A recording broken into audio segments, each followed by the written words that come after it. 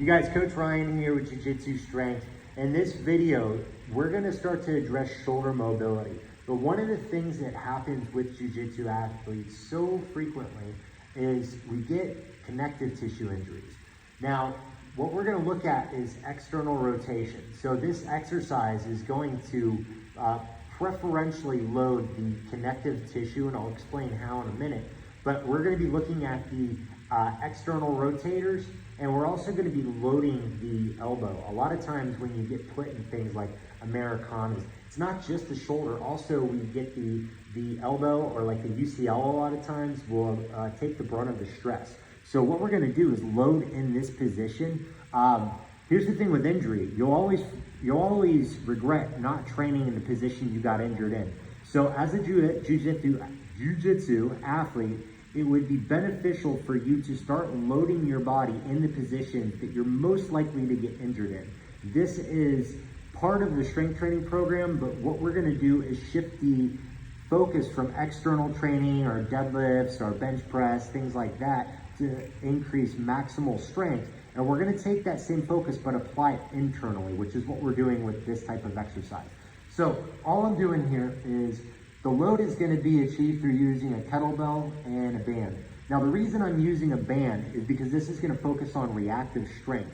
What I'm gonna do with this is essentially lower the weight, but I'm gonna let it happen in a bounce. That bounce is gonna create a quick pulse. That quick pulse is one, it's gonna force me to reflexively generate enough strength to support the joint. But by having that quick pulse of contraction or load or force going through the tissue, what that's going to do is start to preferentially select the connective tissues to improve our connective tissue load-bearing capacity. Okay, so now let me show you how that's gonna be done. So we're gonna put the arm straight out to the side. I'm gonna be rotating through the humerus or the glenohumeral joint. I wanna make sure my shoulder blade is packed down, and basically this weight is gonna pull me into external rotation. So we're gonna grip, going down thumb side, put the arm out. You can even use your free hand to kind of monitor your shoulder. And all I'm doing is starting here. As you build up your load capacity, you can start from a higher position and just drop. What I'm gonna do is start a little bit up, drop, and then control.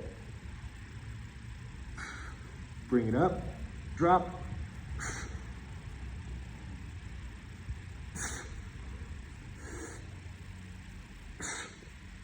And so that's loading all of the tissues that rotate me up to stabilize, and it's loading through the elbow joint.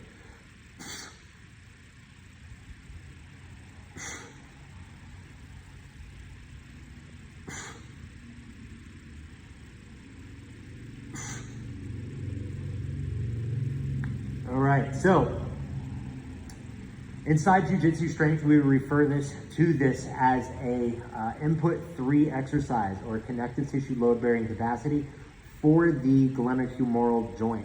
So if you're concerned about getting injured in Jiu-Jitsu, this is the kind of training that you need to be applying in your program in order to mitigate injury as much as you can. Now, someone trying to rip off your shoulder, hey, tap early, tap often, because I don't care how much training you do on this, that thing's gonna go with a certain amount of force.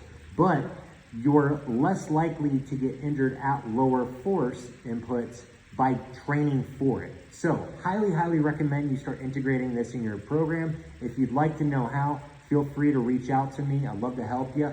And I hope you guys found this useful. Stay tuned for more.